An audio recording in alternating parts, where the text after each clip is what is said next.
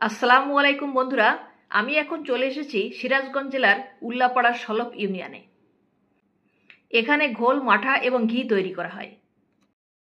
এই শত বছরের ঐতিহ্যবাহী সুস্বাদু ঘোল ও মাঠা সারা বাংলাদেশে বিখ্যাত।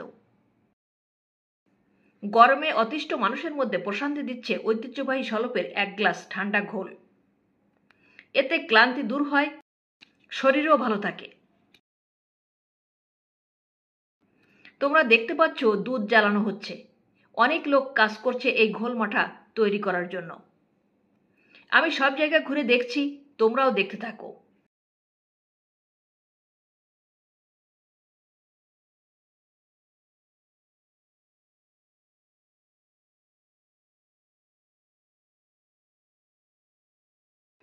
সলপের ঘোলের ব্যাপক চাহিদা। এই ঘোল এবং মাঠা এখন চলে যাচ্ছে বাংলাদেশের বিভিন্ন প্রান্তে। বিভিন্ন জেলা থেকে পাইকাররা এসে এই ঘোল নিয়ে বিক্রি করছেন। বন্ধুরা, তোমরা দেখতে পাচ্ছ শ্রমিকরা বিরামহীনভাবে কাজ করছেন।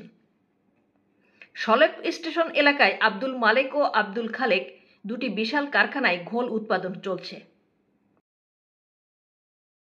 এছাড়া এখানে আরও 20-25টা ছোট বড় কারখানা ও দোকান রয়েছে। প্রতি দোকানেই ক্রেতাদের ভিড়। গরমে ঘোল এবং মাঠার চাহিদা বেশি থাকে। তাছাড়া এখন রমজান মাস, চাহিদা অনেক বেড়ে গেছে। আমরা এখান থেকে ঘোল, মাঠা এবং ঘি কিনে নিলাম।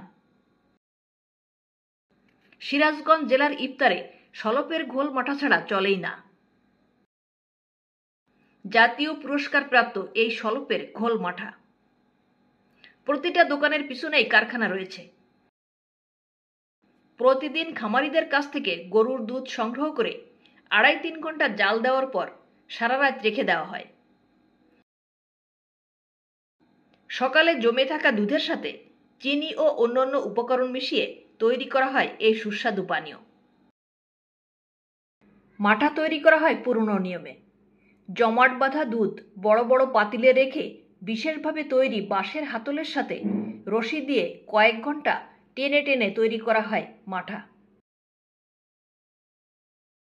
ভোর থেকেই কারিগররা ব্যস্ত হয়ে ওঠে ঘোল মাঠা বানানোর কাজে।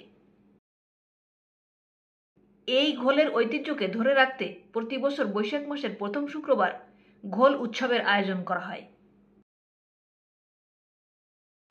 এই এলাকার অনেক লোক এই ঘোল ব্যবসার সাথে প্রত্যক্ষ বা পরোক্ষভাবে জড়িত। বন্ধুরা, তোমরা এই এলাকায় গেলে এই সলপের ঘোল একবার টেস্ট করে দেখতে পারো। ধন্যবাদ বন্ধুরা।